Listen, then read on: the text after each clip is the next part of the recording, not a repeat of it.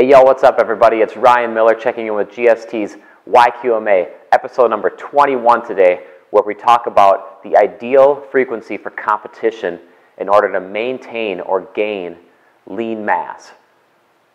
Today's question comes to me from a Facebook user named Marcela B. She's actually a follower of mine, and she was following a comment of mine in a competition prep thread, and she read my comment and she really wanted me to do a video about that comment. And so here's that video, Marcela. This one's for you. The initial thread was talking about a competitor. She was competing in 10 days, so she's probably 10 days out right now. And what she wants to do is actually compete again next summer. And so she was talking about trying to improve for that next show, that summer show, which is really just right around the corner. It's 6 to 7 months away. And I spoke up and I told her that that would actually be a poor decision if she's interested in maintaining and gaining lean muscle mass from one show to the next. And I'd like to dedicate this video to explaining my reasoning there. Now, you're just going to have to follow me through this scenario, okay? And we're going to have to accept some facts that not everybody likes to accept.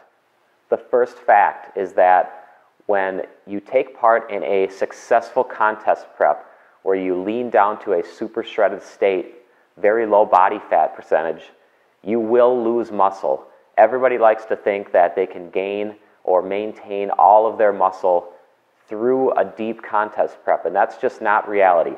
So first off, you have to understand that throughout a long-term contest prep where you get competitively lean for the stage, you will lose lean mass. The second thing that you have to understand, and that ties into this discussion, is that once you're coming off of your contest prep, muscle gain is not immediate. So when you start to transition into your building phase, it's not like you start building muscle mass the day after your prep. Considering that you got stage lean, hormones definitely have to upregulate. You have to get into that training groove again where you're feeling good, strong, things are clicking, weights are going up, and that takes time. You can expect that to take around 2 to 3 months. So that's something that you have to understand for this discussion as well, and that's the second concept. The third concept is that we need to realize that muscle gain is slow. You're not packing on pounds of muscle every month. If you're a competitor and you're experienced, you can expect to gain muscle at a rate of around 1 pound per month. So for the sake of discussion here, we're going to just say 1 pound per month of muscle gain. Obviously, some people gain more, some people gain less, but let's just talk on average and go with 1 pound per month.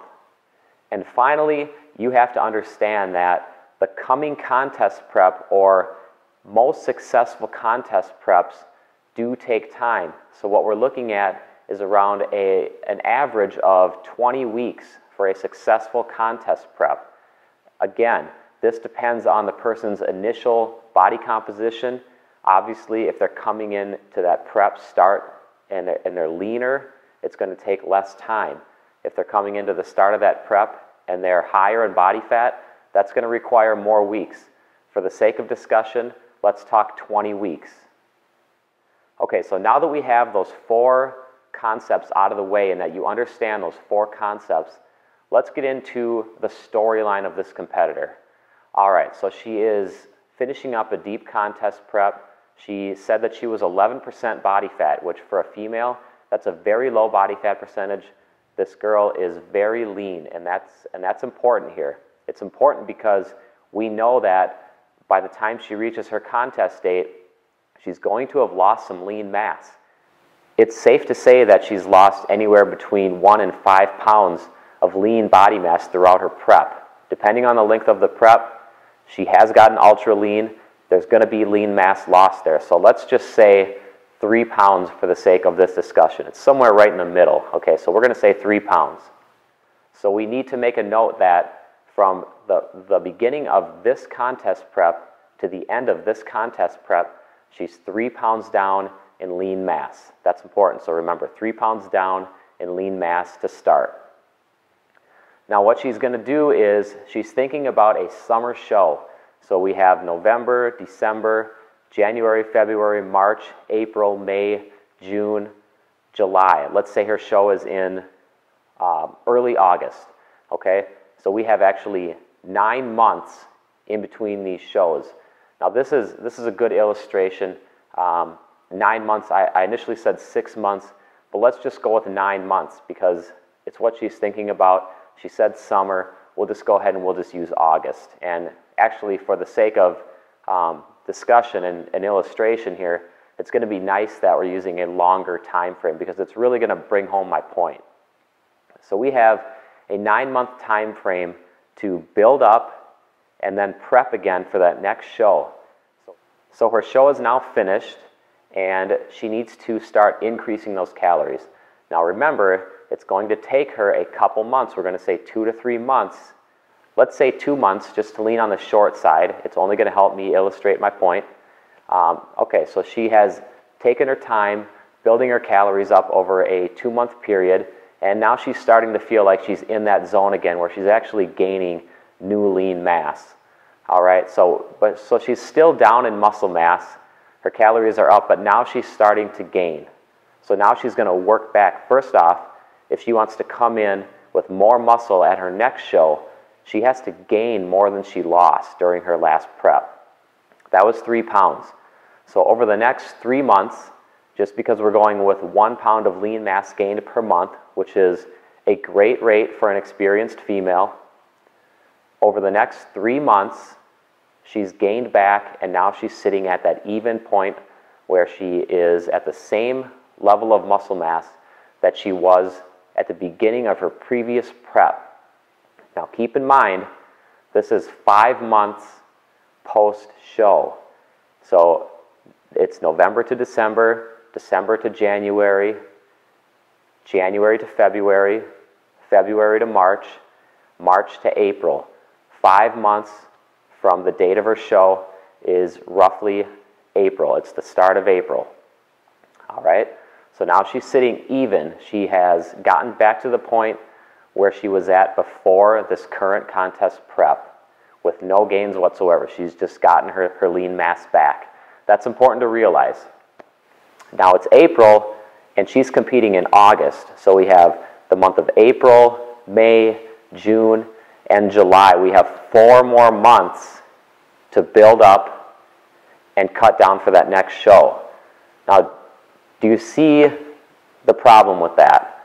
4 months, 16 weeks roughly, that's a very short time frame. Essentially what she has to do right now is she has to get back into prep mode real quick. Because I'm not going to say that she really packed on a ton of body fat in those 5 months, but she definitely should have gained some body fat. So she's definitely not at her stage leanness right now, and that means that for her to be prepared and come in competitive, she has to start that prep real quick. So let's just say she gets a little bit daring and she wants to start at 3 months out, 12 weeks out. That leaves her just 1 more month to build lean mass. So she builds the pound of lean mass, and at 3 months out, she is 1 pound of lean mass heavier than she was at the start of her contest prep, of her prior contest prep. Would you consider that a productive off-season? You gained 1 pound of lean mass, and what you're about to do is you're about to enter another contest prep where you're going to lose that pound of lean mass and likely more. What's going to happen is you're going to lose another, let's say, 2 to 3 pounds of lean mass for the sake of discussion. And it's not just like it's for the sake of discussion. This is what happens to people. When you get stage lean and your anabolic hormones down-regulate, muscle mass is lost. As a natural athlete, it's a fact. And that's just how it goes. So now you can see where this is heading. She has gained 1 pound of lean mass, made that improvement, but what matters is what she looks like on stage. And stage is 3 months away. And once she hits stage, she's going to be actually down another 2 pounds in lean body mass, because we're going to take that 1 that she gained and we're going to take 3 away from it. So she's actually down another 2 pounds in lean body mass. Now her first show, she was down 3 pounds from her starting point. The second show, she's down roughly the same. We're just dealing with hard numbers here, but really it's neither here nor there on what exactly happens. So it's roughly the same. Now she had a long enough time where she was actually able to gain some of that lean mass back that she lost. But with a 9-month off season, she still came in 2 pounds less than where she could have been at. So she's gained nothing from the start of her current prep. She's gained nothing. She's coming in 2 pounds lighter, 2 pounds of reduced muscle mass. That's key. Let's talk about what would happen if she just gave herself that 6-month off season, which a lot of people do. They're competing twice a year, every 6 months. Now we have 3 less months of gaining time there. And that's the time that she used to build back up from her previous muscle mass losses and break even.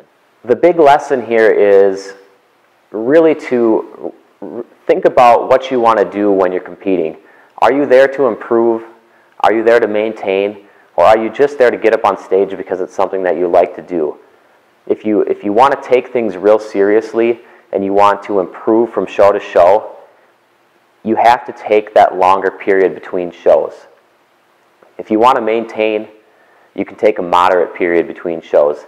And if you just want to be there and it doesn't really matter that you're regressing from show to show, that's when you do competing in 2 to 3 shows per year. And it really does boil down to that. If you're a natural athlete and you're properly coming in for the stage, that's really how it is. I mean, you really can't do anything about that. Hormones are hormones. Muscle gain is muscle gain. Time is time. So you can't fight those 3 factors. And I felt it was really important for me to lay this out because most people think they can cut and bulk whenever they want without repercussions. And in the lean mass department, there are definitely repercussions that need to be considered. It's been a serious topic, but it needs to get out there, and people need to think about what they're doing to their bodies in relation to their own goals. So I hope you guys have a great rest of your Friday night. YQMA episode number 21. Make sure to subscribe to this YouTube channel because every day I'm dropping new knowledge from my mind into yours, and it's only going to benefit you. So thank you very much. I appreciate you watching.